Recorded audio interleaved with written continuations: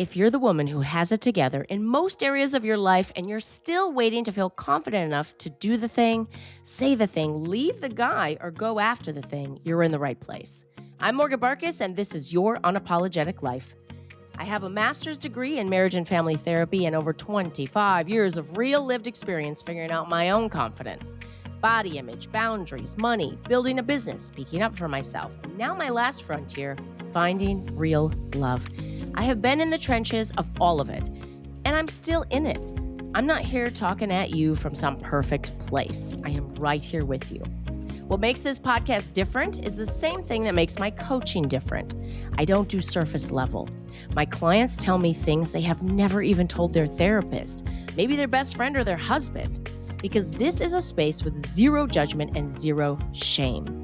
Real, honest conversation about what it really actually takes to stop settling and start living the life you want. Every episode is either a solo episode of me giving you something real and actionable, or me bringing on a woman who has a story worth hearing, a confidence journey that is messy and honest and true. This is Your Unapologetic Life. Let's go. Solo podcast coming at you.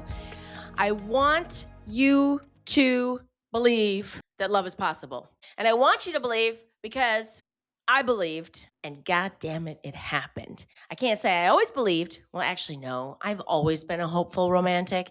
I never ever understood why they said hopeless romantic. Like, who wants to be hopeless? I don't want to be a hopeless romantic. I was a hopeful romantic, and I had my doubts, right? This podcast is for the woman who is like, you know what? I might be alone forever. And they've either, quote unquote, come to terms with that and they're fine with it, or they're like, this fucking sucks. And they wake up in the morning, or excuse me, like at 2 a.m, and they can't go back to sleep. And they think, am I going to be alone forever? I don't want to be alone forever. Maybe I am going to be alone forever. So I guess I'm going to have to set up my life so that it's really great. So if I am alone forever, at least I'm not miserable, right? Well, I was just about there. Currently 45 years old and forever single. I had one relationship in my life. I was head over heels for this guy, and it was 100% chemistry, 0% compatibility. After 3 years of barely making it, we finally parted ways. And it was just a misalignment. He basically, I said, I think we should call it. And he said, you're right. We don't want the same things. And I think we're just at an impasse here. And it was like, okay, great. See you never. And we never spoke since. So, and it was something that I needed to go through to learn what I didn't want to miss again. Because there is a big, I always thought love will out, right? So as long as you have love and there's chemistry, you'll make it work. And then I realized, oh, wait, you can be like super into each other physically and, still get butterflies when you see each other, and zero compatibility. And in my mom, she said to me many years ago, she's like, Morgan, can't live your life in the bedroom. I was like, well, apparently not, because there's a lot of other things that make a relationship and make a life together. And a lot of it was out of the bedroom. And there was just a ton of misalignment. And so I did my work. And that was way back March of 2024 that we parted ways. And I was single for years after that, and then started to not even date because I was like, man, what am I doing? Because when I broke up with him, I was so used to being a Barbie in a box that he took out to play with when it was convenient for him. That's how it felt for me anyway. And when I reflect back on the relationship, and I thought, I was so used to that's almost what I defaulted to. And so I was meeting guys that were also attracted to me based on physicality, and that's about it. And it was a gamut of, the married guy that I met at the conference, and the 24-year-old who asked me out at the gym. Oh, speaking of that, I was at a music event once, and this very young man kindly, complimented me or whatever. And I said, thank you so much. And you are really not even aware of how much older I am than you. And he goes, well, how old are you? And I said, well, I'm 45. And he goes, I love 45. And I said, bless you. Yes, 45 is a good time. I'm sure I could show you a number of things. And thank you so much for the compliment. You have a great afternoon. But it was flattering, but it cracked me up. He's like, I love 45. And I was no longer interested in those kind of love affairs. They were fun. I've had many very different love affairs in my life. And I really got serious at the end of 2025 about possibly letting love into my life, a real partnership, not just chemistry, not just an adrenaline rush, not a dopamine hit. I had a girlfriend of mine very candidly tell me, Morgan, you love to chase the dopamine hits. It's fun. I get it. Is this really what you want? And that was hard to hear. And I still wasn't ready. I still didn't give it up. And I was still living my quote unquote best life. And then at the end of 2025, someone said something to me. It was a coach. And she basically said, Morgan, you're a grown ass woman. If you really want a partner in your life and you're ready for this, you have some work to do around this. I would suggest you look into the book Calling in the One. And I was like, well, I've heard of it.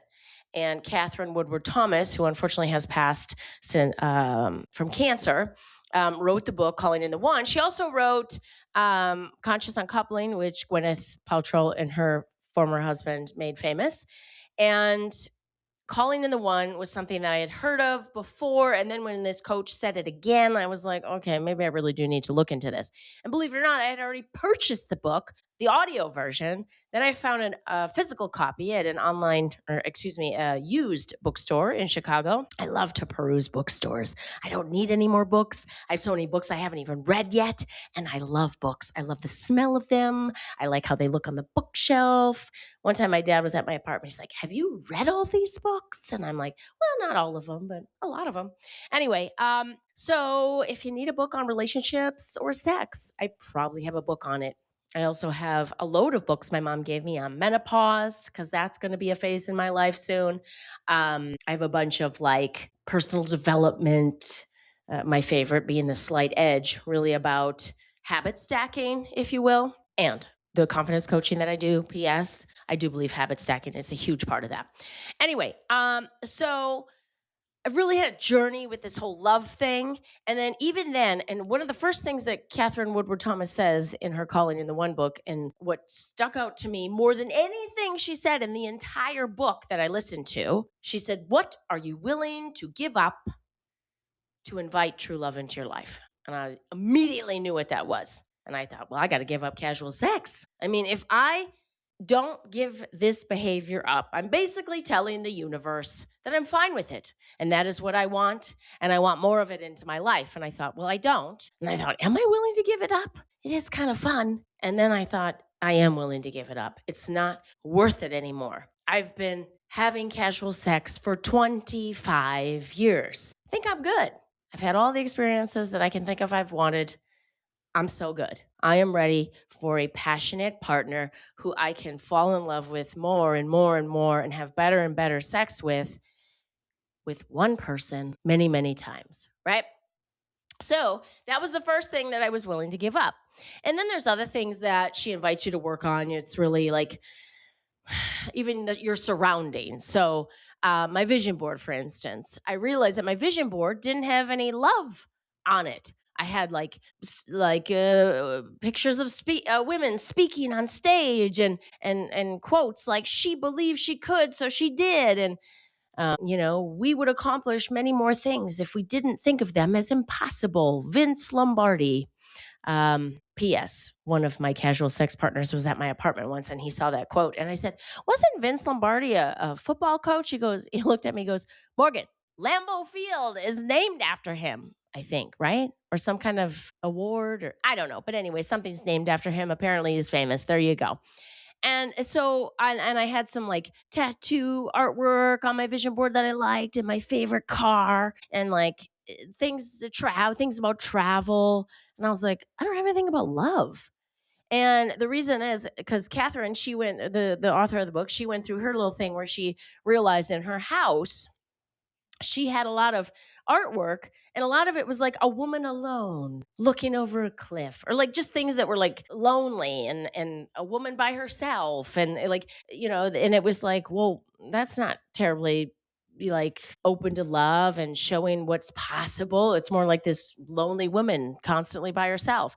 So anyway, I purposely put different pictures of couples on my vision board, and that was really nice. I actually, and a couple quotes. One is brave is the man who loves a wild woman, which I think that takes a brave man to love somebody like me. I'm wild, and I think a lot of us are. You listening, you're probably wild in your own way, and you need someone who's brave enough to let you still be your independent self. I have another quote that says, I need a balance of independence and soul smothering love, because that is me. I thought I want the mushiest, gushiest, romantic man on the planet.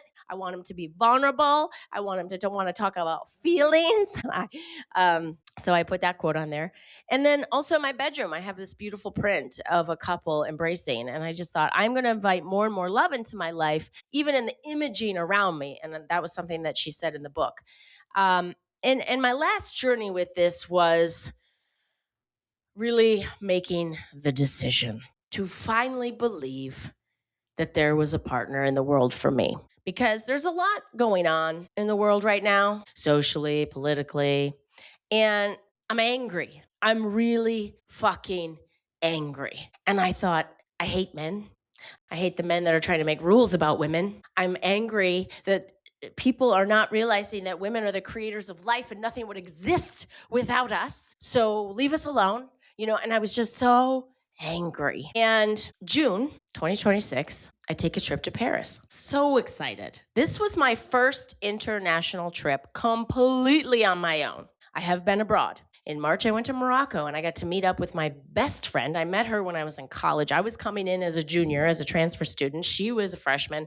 We clicked on a school trip to Washington, D.C. This was in Minnesota where we went to college. And D.C. was this, I can't remember, it was some kind of conference-y situation in the spring and of that school year. And we clicked. We were like peanut butter and jelly. It was so fun and easy to be with her. She's the only person that I could travel with, spend 7 days with, and not be like, I think I need to be alone now. It was just so easy to be with her. And, we went our separate ways when I graduated college. Of course, we stayed in touch. And geographically, we just were not around each other as much. And then she moved home to Morocco and she got married and all the things. So we didn't lose touch. I just hadn't seen her in so long. And finally, 20 odd years after college, I went to Morocco. And that was one of my New Year's resolutions, was to travel abroad at least twice a year. So Morocco was my first destination, and Paris, France, my second. And again, I've been abroad. When I went to Morocco, I got to meet up with my best friend. So, of course, bless her. She takes care of everything. She speaks Arabic and French. She can drive, obviously. She has her own car. She has her own house. She took me everywhere. She's like, Morgan, you pay for nothing when you're here. I'm like, okay, thank you so much. I mean, she just treated me like a queen and took me everywhere and took care of everything. So I basically had this amazing tour guide and host and all the things, and got to hang out with my best friend. And prior to that, the times I've been abroad, it was for work. And so oftentimes, even if I navigated airports on my own or getting to hotels on my own, for the most part after that, I was hanging out with, different business people, owners of the studios that I was working for. I worked for a major fitness brand, and they would open up studios abroad. And so I would go and train all their salespeople and help them open their studios successfully. And so I would be hanging out with the owners who were usually local. So Guatemala, Dubai, Kuwait. I got to go years ago to Antigua with my mom. So even then I was with her. So I wasn't completely solo, and they spoke English. So it wasn't that hard to get around, right? Well, Paris for me, I was a little bit nervous. I thought, wow, I am going to Paris. They speak French. I'm sure people speak English, and it's going to be a lot of French. And I'm going completely on my own. I don't know a single soul. I will be really alone. And I have to admit, when I first got there and I got dropped off at the Airbnb, it was this lovely Parisian apartment. I love the windows in the apartments, and a lot of the apartments in Paris, these floor to ceiling windows. The lighting was phenomenal, especially in the evening. The sun would come in. I loved it so much. It was a wonderful apartment. And when I first got there, I thought, wow, I am really alone. I feel kind of lonely. I wish my mom was here. And then I started to explore, and within hours, I was like, well, I could live here. I mean, sign me up. And then I was courageous enough to try the metro after a day or three. For some reason, it took me a while to finally ride the metro. And I had plans to meet a girlfriend of mine in London. So I did all the things I wanted to do in Paris, including going to the David Guetta concert. There were like 80,000 people at this concert. I got a floor ticket. So I went by myself and went sort of early enough to get almost to the front. And there I am in this stadium full of 80,000 people, almost all French speakers. And I got to see David Guetta live, which was awesome. And I didn't realize he's French. I was like, well, that makes sense because everybody says his name different than I do. And he spoke French the whole time that he was on stage. So that makes sense. I just thought, wow, this guy he's really good at French. So no, my dumbass, he's actually French.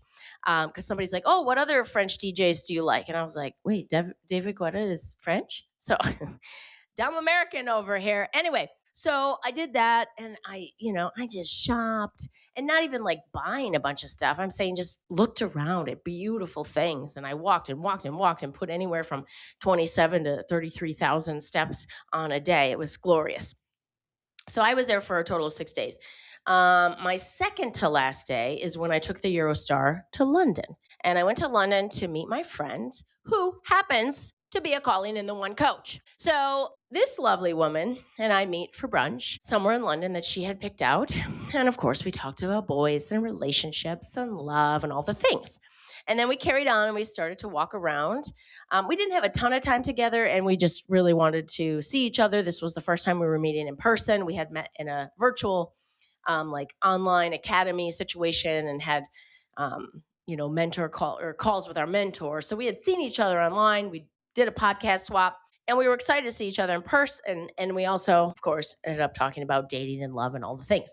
Well, anyway, when we were walking around, she said to me, and this was like, this isn't something that was like a news flash to me. And in my heart of hearts, I knew she was right. And I had already thought that and knew that. And when she said it, and she basically made me make a decision, it was extremely effective. So this lovely woman said to me, Morgan, if you do not give up the belief that men are trash, you are going to be alone forever. And I was like, I know you're right, but men are trash. And I was like talking about all the bad things and all the terrible relationships I've had. And she's like, yes, I know. Okay. Yes. And yes.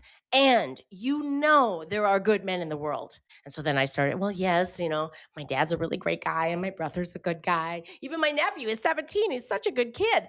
And I know other good men in my life. And she's like, see? And you're only looking for one, correct? Like you're looking for one good man that you want to partner with. So are you willing to give up this belief, this limiting belief? And I said, yes, I am. And I let it go. And that is when I made the decision, right? To let it go and let it be possible that there is a good man in this world that is the perfect match for me. So she and I carried on doing some walking around London and talking and catching up on things. And when we went to the train station to part ways, her off to the different part of the UK and me back to Paris, she gave me a big hug and she enthusiastically said, Morgan, we're going to meet our partners and be married within the year. And I thought, wow, that is ambitious. It is June of 2026. Let's fucking go.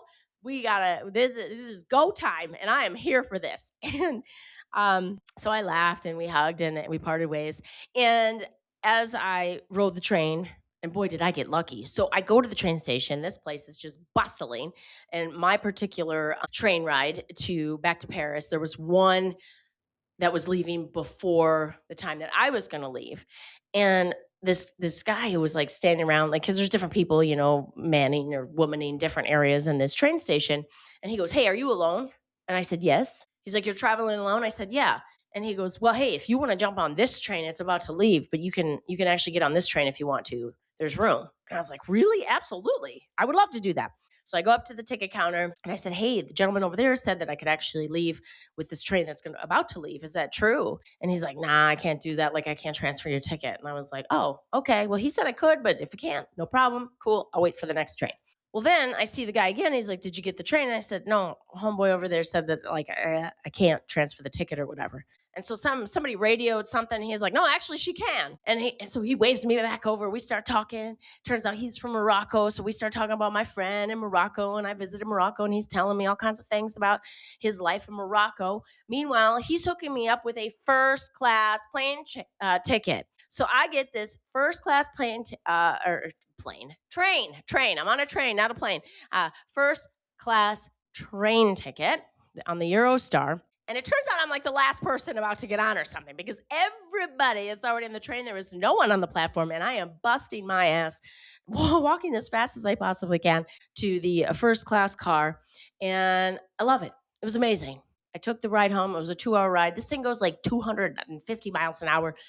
It's in kilometers. It was like 300 something. I don't know, whatever. It's very fast. So I'm watching the French countryside whip by, and it's beautiful. It's peaceful. I was like, I wish my dad could see the farms here. I've never seen farms so neat and tidy in my life. I was like, Dad, they don't even have any machinery outside. Like, I mean, if you go through Indiana and some of the parts of Iowa and stuff like that, some places are, they look rough. These places were so neat and so tidy. I was like amazed. And everything just seems so peaceful. And of course, I'm on vacation, so I'm happy. I'm in France, which is gorgeous, right? So I'm like tearing up in gratitude because I'm thinking my life is amazing. I got great girlfriends. I am traveling. As a young girl, like anywhere from like 14 to 19, I never in my life would have imagined that I would travel abroad, and not just one time, but a bunch of times. And now on my own, on this adventure in Paris, and it's beautiful and it's peaceful, and everybody has been nothing but nice. People talk all kinds of shit about Parisians. I don't believe a word of it. Everyone was nice to me, and I just felt like if you're nice to people, they're nice to you. It's not that hard. Treat others as you would like to be treated. Basic. And if they don't like you, oh well, move on. Next. So don't take it personal, right? Don Miguel Ruiz, with the 4 agreements, don't take anything personal. Okay, so I'm riding along this French countryside. I'm tearing up. I'm like, life is so awesome. My life is so awesome. I did this.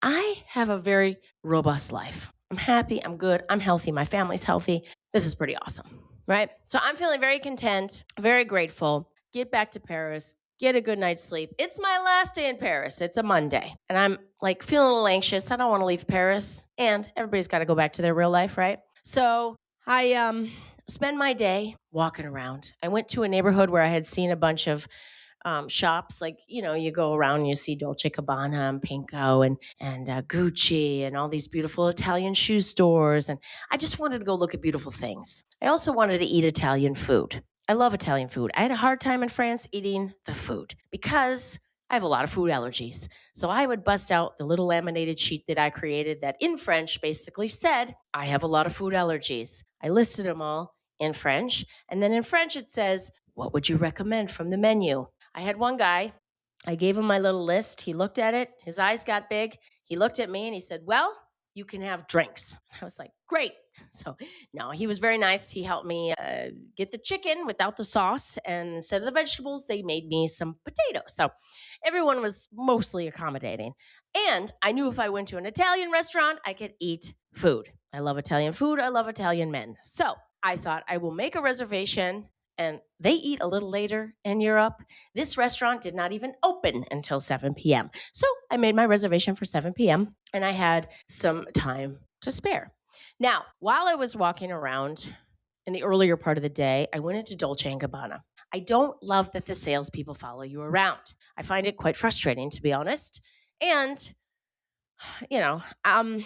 I understand it's their job. I went into another store and I'm like, hey, I have a question. Why is it that in these super fancy stores, someone follows you around like you're about to steal something? And they're like, well, no, it's not that. It's like, they just want to be very readily available for you. And I said, well, why don't they say that then?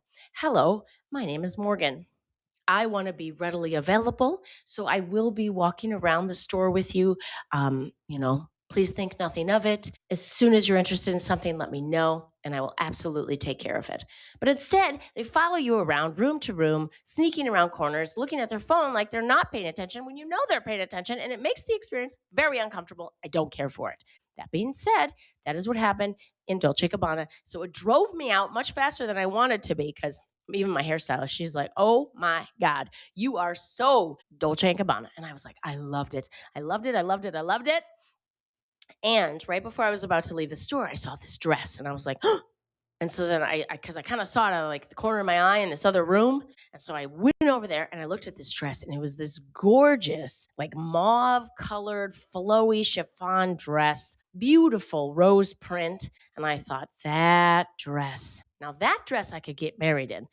I can't see myself wearing a white dress for a wedding. I'm not a traditional gal. That's just me. Anyway, so I saw this dress and I thought, oh my God, I could get married in this dress. And so then I think I noted like what it was so I could look it up online later and see how much it was. It was about $6,000, 8,000 depending on what site you go to. If you go directly to Dolce and Gabbana, it's about 8,000. Anyway, and then I saw this gorgeous Italian shoe store and I thought, oh my God, the shoes are so beautiful. I found my dress, I found my shoes. Now I need a husband. So I messaged my friend who I had met with the day before and I said, hey, Emily, I found the dress, I found the shoes. Can you please help me manifest the man? I am here for it. Let's fucking go. I'm ready for this. I am committed. So she messaged me back. She's laughing. She's like, all right, cool, great. I'm so happy for you. Let's do this. I messaged another friend of mine. I was like, hey, Louisa, can you do me a favor? I found the dress. I found the shoes, looking for the man. So can you help me? Can you just throw it up into the universe? And this is where I invite you, when you finally decide what it is you want, share it with your girlfriends. Let them help you manifest. The more the merrier. Get everybody on board. Get them excited. Because why not? Positive energy. Like I truly believe we are all connected. And like sometimes you like think about somebody or you have a dream about them and then the next day they text you and you're like, hey, and what? Like everybody is connected and there's like energy between all of us, right? You can feel other people's energy sometimes. Negative, positive, anxious, all that stuff. Real quick, have you heard about the Confidence Club? It's a free weekly call where women from all over the world get together and talk. We've had women join from the US, Denmark, Puerto Rico, Morocco. There's no agenda, no pitch, totally unfiltered. Think brunch with your besties, except you don't have to find parking, spend a dime, or even get out of your pajamas. You can join from your car, the salon chair, your couch, your dog's on your lap. We don't care. Just show up. Women have said it is the best mid-week pick-me-up they have found. Real conversations, real laughs, sometimes real tears, and always real sisterhood. It's free, it's fun, and you don't have to come every week. Just get it on your calendar so you never miss it when you need it most. Find the link at morganbarkas.com. Come meet your new best friends. We'll see you there. So I just truly believe, like, get your friends on board. Why not? Your best girlfriends would love to support you in manifesting whatever it is that you want to manifest. In this case, love. So my girlfriends, they're helping me manifest, right? So I'm feeling, I'm like supported and loved, right? Well, then I get out Claude. So I'm a Claude user. I don't support the other one because he supports people I'm not into in the current administration. So anyway, I'm using Claude, and I say, Claude, can you help me write a manifestation? Something I can read every day, say out loud, like really get into, right? I said, I'm looking for a guy. He's got dark wavy hair, full beard. He's a handyman. He knows how to work hard. He's got like kind of a mechanical mind, right? So I decorate. He tells me, where do you want the shelves? You know, we complement each other. He's emotionally intelligent. When I say, hey, I'm feeling this, he says, tell me more. He pulls me in rather than pushes me away. And when I walk into a room, he lights up, big smile on his face. And so Claude, he or she, I don't know, Claude is Claude, right? Claude goes to work and gets this manifestation going for me. I read it while I'm like walking around Paris. Actually, I can remember exactly where I was when I read it because I was talking to Claude because again, I just think better when I'm moving. And so I was walking when I was talking to Claude and going, hey, this is what I want. This is what I'm looking for. This is how I want to feel. This is what we do together, blah, blah, blah. Claude zips out this wonderful manifestation. I stop. And again, I can remember exactly where I was in the streets in Paris when I read this manifestation. I was like, yes, nailed it. Thank you. And then I'm smiling. Now I'm like, whew, I got this. Like, I am set. I got the dress. I got the shoes. I got my girlfriends in my corner. I've got a manifestation I can get behind. And I'm feeling really good. And so I walked back to my Parisian apartment, and I don't know what I had with me, but I dropped it off at the apartment and I freshened up a bit, and then I headed back to the neighborhood where I had this reservation at the Italian restaurant. And I had like, I don't know, like an hour, hour and a half to spare. So I brought a book with me. I had a murder mystery with me that was really quite good. So I thought, well, let me find a pub close to the restaurant. I'll have a beer or two, sit there, read, watch some people. So I checked out one place and I was like, ooh, I don't care for the vibe. So I kept walking and I found this exquisite pub.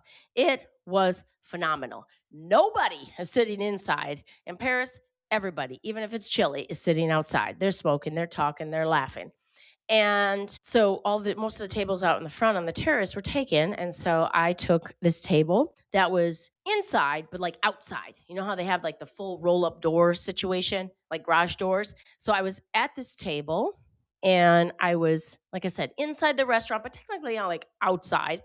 And there was a wall between me and the sidewalk. And so there was like this window between myself and everyone walking by on the sidewalk. So I'm sitting at this restaurant and enjoying this beer, chatting it up with the server a little bit, got back into my book, reading for a little bit. And then I sat again in so much gratitude. And I'm watching people and I see a dad in roller skates. And I'm not even kidding when I say 4 wheels, roller skates. His kid's wearing one of those like tennis shoe / roller skate situations. Same with his daughter. And they're roller skating around this Parisian, very busy intersection in Paris. And I see an old lady walking her dog. This strange old man interacted with me through the window. At first, I was like, thought it was innocent, but then he got weird and I just turned and ignored him. So then he went away. And then I saw a dad getting his 2 daughters ready to get on the bike. He was getting them in their helmets and kind of wrangling them to get them paying attention and getting on this bike so they could get going. And I'm sitting there just happy as hell thinking, I literally could live here. I love it here. I love the lifestyle. It's busy and yet not chaotic. It doesn't feel anxious. It doesn't feel rushed. And I was just really in a state of joy. And I look up, and walking toward me on the sidewalk is this very handsome man. And I thought to myself, well, that's my husband right there. That is my husband right there. That is exactly what he looks like. That's him. And so I'm looking at him like a little flabbergasted and delighted and like, well, what do I do now? And he sees me and we are looking at each other and he's walking on the sidewalk. And right as he is to my right, an arm's length away, a window between us. And as he reaches me, his face breaks out into the warmest, most lovely, delightful smile I have ever seen in my life. And I'm shocked and I just nod my head and kind of smile back and look at him and just watch him as he walks away. He is in his work clothes, full of plaster of some sort. So he's in construction. He's got his headphones around his neck, sunglasses on, and happy as hell. And I'm like, well, there goes my husband. Oh my God. And I just thought, well, I'm not going to chase him down the sidewalk. I mean, I could, but I'm not going to. Oh, maybe he'll turn around. Maybe he'll turn around. And I'm watching him. He's not turning around. I thought, well, you never know. Maybe he'll turn around. Maybe he's thinking of the same thing I'm thinking. And he'll come back and he'll be like, hey, hi, can I have a drink with you? You know, he did not. He kept walking and he didn't even look back. And I was like, God damn it. And I thought, oh, it's too late. It's too late. It's too late. And then he got smaller and smaller and smaller. And then he disappeared. And I thought, well, shit. Oh man, there goes my husband. And I had been in Paris all these days, and people were like, oh, Frenchmen, they flirt really hard and they flirt heavy. So look out, girl. Nobody flirted with me. Now, one person flirted with me when I was in Paris. And also, no one was interesting to me this entire trip until I saw that man. And I was like, whoa, okay. I think I was in a different vibe because I wasn't, again, into the casual sex thing. So for me, I just wasn't even like maybe putting out that kind of energy. But when I saw this guy, I was like all kinds of lit up. I was like a goddamn Christmas tree. I was like, wow, this guy right here. And yet I thought, well, there he goes. So I guess he wasn't meant for me. And he was meant to tell me that it's possible, that I can feel lit up like a Christmas tree again about someone. And it's possible. So thank you, universe, for reminding me, for renewing my faith. Thank you, thank you, thank you. I needed that. I really needed that. So thank you. And I sat there a little longer and I tried to read my book, but I was distracted because I was like, oh my God, I wish that guy would have came to talk to me. And I sat there a bit longer, watched some people, and then it was about time for me to get to my reservation. So I don't know if you've spent a lot of time in Europe, but they don't exactly come around and be like, did you want your bill? No, you basically flag them down. And even when you do make eye contact, they still ignore you sometimes. Not like intentionally, but I don't know. Anyway, so I was like, if I'm going to make my reservation, I'm just going to have to go up to the lovely server and just ask for my bill. So I went up to her and I said, "Yeah, I got to get going. I have a reservation." So I paid her and I started heading down the sidewalk where I had lost sight of this gorgeous man. And I teared up a bit. I was just walking and thinking, this has been the best trip ever. Like, I love this so much. I was a little bit nervous about it, mildly intimidated, and this has been the best. I am so glad I came. This is everything and more than I ever could have imagined it would be. And I'm so glad I came. And again, thank you, universe, for reminding me that everything I want is possible.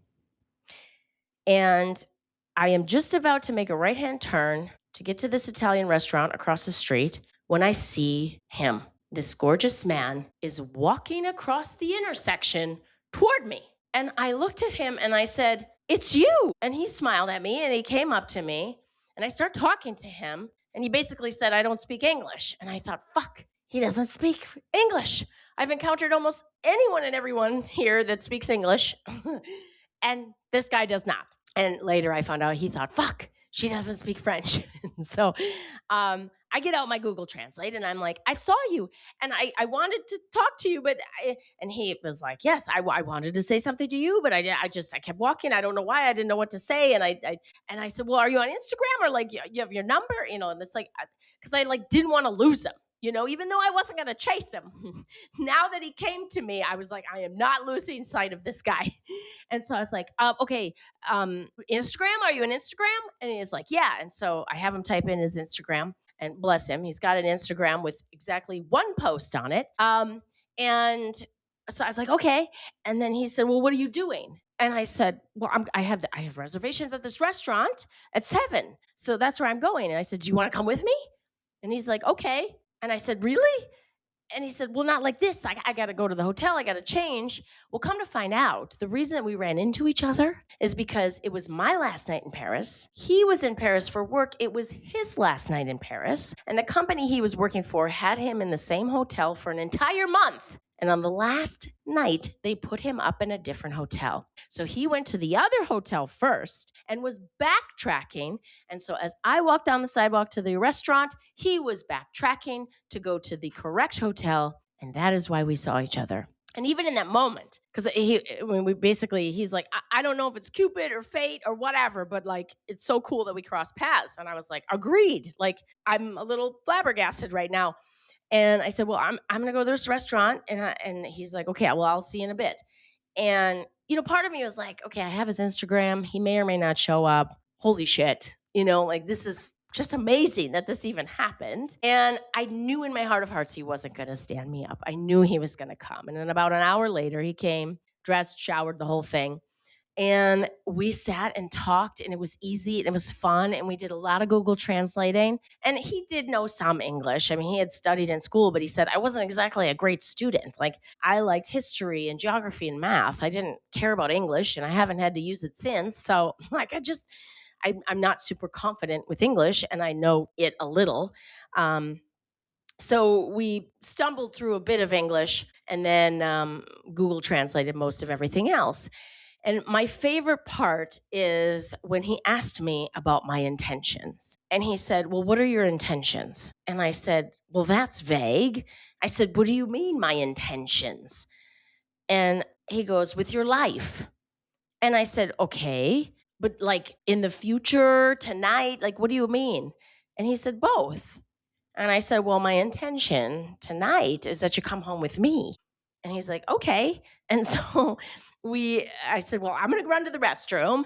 And he had paid for the bill while I was in the restroom. And so we walked to the metro, and it was just easy and fun and funny. And comfortable for me. I felt like so at ease with this person. I felt safe with this person. And we found our way to the metro, and we were standing there waiting for the train. And he knows this now about me. And I love to ask, "What are you thinking? Tell me what you're thinking." So I say that a lot. And he was standing there and he was just kind of smiling and looking at me. And I said, "What are you thinking?" And he's like, "Well, I'm thinking, will you kiss me?" And I said, "Okay." And so we made out while we waited for the train. And then we got on the train, and I remember sitting as close as I possibly could to him. And I even put my right leg over his left leg. And I don't know what I was showing him, or I was like checking to make sure we got off at the right stop or something. I don't remember. And then we got out and we walked to my apartment, and it was just easy. It was like really warm. And so, my windows were open in the apartment. It was gorgeous, perfect Parisian apartment. And he hooks his phone up to the Bluetooth player, and he's got music going, and we're laughing and Google translating. And we started making out. Then we're laughing and dancing. And then all of a sudden we're having sex all over the apartment. And also in my manifestation, mind you, it was, I would like a generous lover, someone who prioritizes my pleasure. And this man was 100% all about me. It was delightful and it was fun. And there were times where we were like super passionate and then we're like laughing. And the woman who rented the apartment, bless her, because we christened all of that apartment all over the place. And it was just so fun. And what I liked the most, what I realized when we were standing in the kitchen, is that I liked who I was with him. It was like, yes, I'm attracted to him. I like him. And most of all, I like who I am with him. Because one of the things I realized when I ended my relationship back in early 2024 was that my entire adult life, I had been in service of men. I did it when I was an exotic dancer, working in strip clubs. I was always in service of, and not just men, couples, women. I mean, there were all kinds of customers that came into the clubs. I was always in service. How can I make them have fun and enjoy themselves, right? And I also ended up doing that in my personal life. So I was always in service of, accommodating others rather than receiving the way that men or women are meant to. So in this case, it was like, wow, I'm 100% myself. I'm feeling confident. I'm feeling grateful. I'm feeling a little bit sassy. And I'm me. I'm 100% me with this human. And I like that. And like Cinderella, he left that evening. I mean, I was hoping he was going to sleep over. I mean, great, it wasn't ideal. He had to get up and be on the job site at 6 a.m. and I had to get ready to get on an airplane. And I didn't want him to leave. I didn't want the night to end. And it did. He had to go. So we spent about 5 hours together as soon as he got into the Uber. And the whole thing, like a movie script. Even when he left, I waited by the window. And if you know Parisian apartments, they don't have screens. So I was literally like standing on the railing, halfway out this window looking for him. He comes out. He gets into his Uber. Before he gets into the Uber, he's smiling at me. He's waving at me. And as soon as he gets in that Uber, he texts me and he was like, "This was like a movie script. I am so glad we crossed paths." And it was delightful. The next morning, I had some anxiety. I tend toward anxious attachment. So I thought, okay, in the middle of sex, this man says, "So I'm coming to Chicago then?" And I was like, okay. And yet, I mean, let's be real. Guys say a lot of things prior to climax. So I was like, maybe he was serious, maybe he wasn't. I liked that he said that, and grain of salt, right? And I still felt anxious. I was sad that I was leaving Paris. I was sad that I just had the best night of my life and met someone that was just absolutely perfect for me. And would I ever see him again? And so I have learned to be radically transparent and honest. And if I think something, if I feel something, say something. So I thought, I'm just going to say it. I'm going to say how I feel and be honest and authentic to me. Tell my truth. Funny aside, I love the movie Couples Retreat, the one that Vince Vaughn is in. And there's a moment where there's like sharks in the ocean and then everybody swims to the boat or whatever. And then that night he's talking about how he got bit by a shark and everyone's like, I don't think you got bit by a shark. I think you scraped your leg on the ladder as you were coming up on the boat. And he's like, I know my truth. I know my truth. And I love that because he probably did not get bit by a shark. And it's his truth. And everybody has their truth. And it really doesn't matter what anyone else thinks. If it feels true to you and that is how you feel, then that is what it is. And anyone else's reaction to it is really none of your business. So I thought, I'm going to text him. And I texted him and said, were you sincere about staying in touch? I'm not trying to trick you or trap you. I am trying to be clear.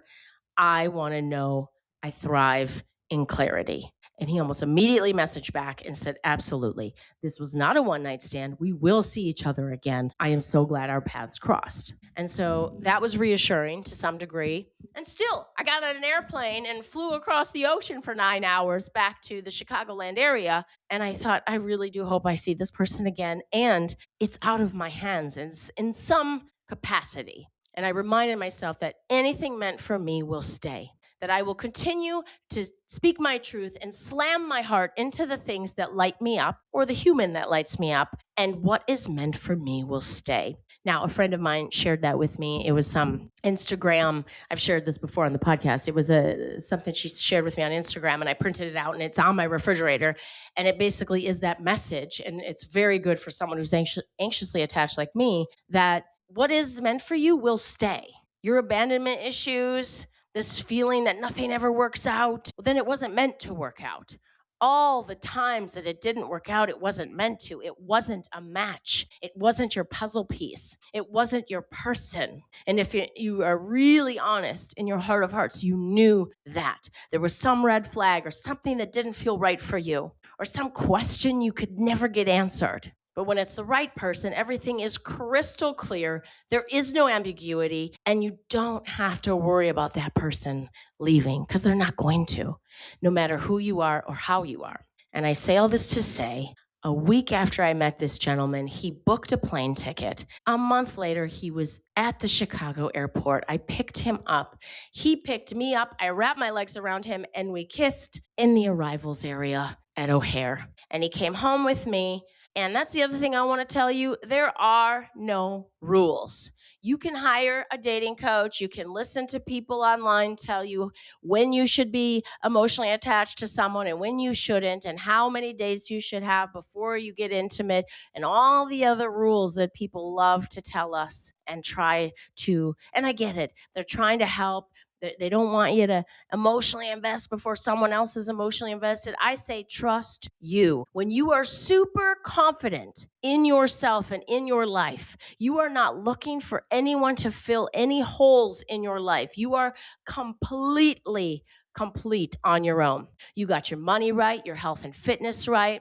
You've got a great social circle. You have a healthy, robust life all on your own. And a person that comes into your life that adds value and makes you feel light and happy and makes you laugh, whatever other things you want. I've got a client who's like, I want somebody who will make TikTok videos with me and go to the farmer's market on Sundays. Great. Put that in your manifestation. I wanted someone who would work out with me and who was a generous lover and wanted to live abroad. Like, there's very specific things I was looking for. I knew how I wanted to feel. I wanted him to light up, for him to smile at me when I walked into a room, and that is exactly what happened when I met this gentleman. So I knew what I wanted. You figure out what you want, and not because you're looking for someone to satiate some part of your life that you can't seem to figure out on your own or feel happy about on your own. It's really about getting super, super confident in your own life. Like I said, health and fitness, your money, your social circles. You have rich relationships with yourself and others in your life. And you're not looking for anyone to fill in the gaps. You're looking for someone to add value to your life so that both of you can look out at the horizon and go, do you want to do this together? Yeah, let's do this together. And you hold hands, and every single day you look at each other and go, do you want to do this again together? Should we go at this again today? Yes, let's do it.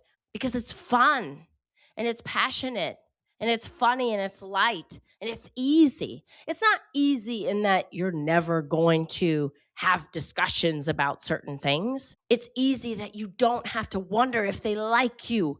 You don't have to decipher or decode text messages. You don't have to play games. Well, he texted last time, so I'm gonna wait for a little bit. Or I'm gonna give it a few hours or even a few days before I respond. What? No. You speak your truth. If you feel it, say it. And that person, their reaction is none of your business. And if it's the right person, you're gonna love their reaction. You're gonna love how they interact with you, how they handle you, how they make you feel about yourself. So anyway, that's my trip to Paris. And to be honest, this forever single girl was at the point where I was like, maybe I'll just be single forever. And I even told my mom that because she was always like, Morgan, I don't think you're meant to be alone. I was like, Mom, you don't know that. You don't know that. I don't know that for sure. Like, we just don't know. That's why I am building this life that feels really good to me because I don't know if I'm ever going to meet somebody. I don't know. And she's like, I don't believe it. I know you will find somebody who will love you exactly as you are. And when you know, you'll know. I said, but how will I know? She said, you'll know. She's also been telling me since I was a little kid, never settle, never settle, never settle. And there have been times, men, who have asked me, what's wrong with you then? You're smart, you're cute. What's wrong with you? I said, well, my mom told me never to settle. So until I encounter magic, I'm just not going to settle. I'm not going to get into any relationship just to be in a relationship. Now, I also didn't take relationships all that serious, as I have shared, for a long time. I was dabbling and experimenting, and then when I did fall in love, I fell in love with the chemistry, not the chemistry and the compatibility. I didn't realize it took both, that love wasn't the only thing that would make a relationship work. There's a lot of other things that make a relationship work. And when you meet someone who offers clarity and safety and fun, you will know it. There will be no question. You won't have to play games. You won't have to decipher. You won't have to decode. You won't have to call your best friend or send her a screenshot and try to get her opinion on what you think you should do next or how you should answer a text.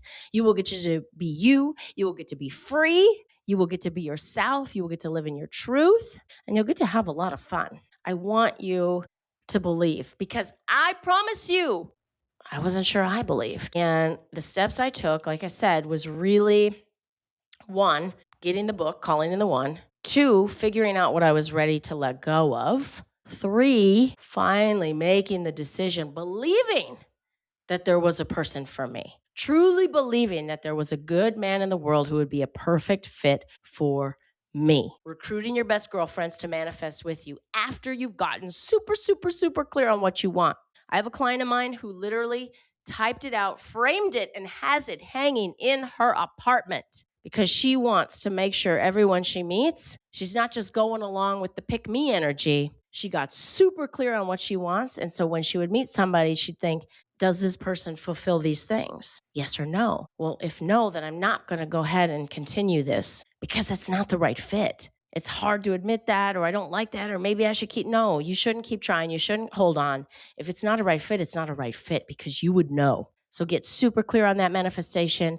Recruit your best girlfriends and then be open to receive. Women do not chase, they receive. Have open energy. My energy for a very long time was defensive, shielded, cautious, skeptical. And when I finally sat in that pub on that Parisian intersection, my energy was happy, light, and open. If this episode hit you in your heart, can you do me a favor?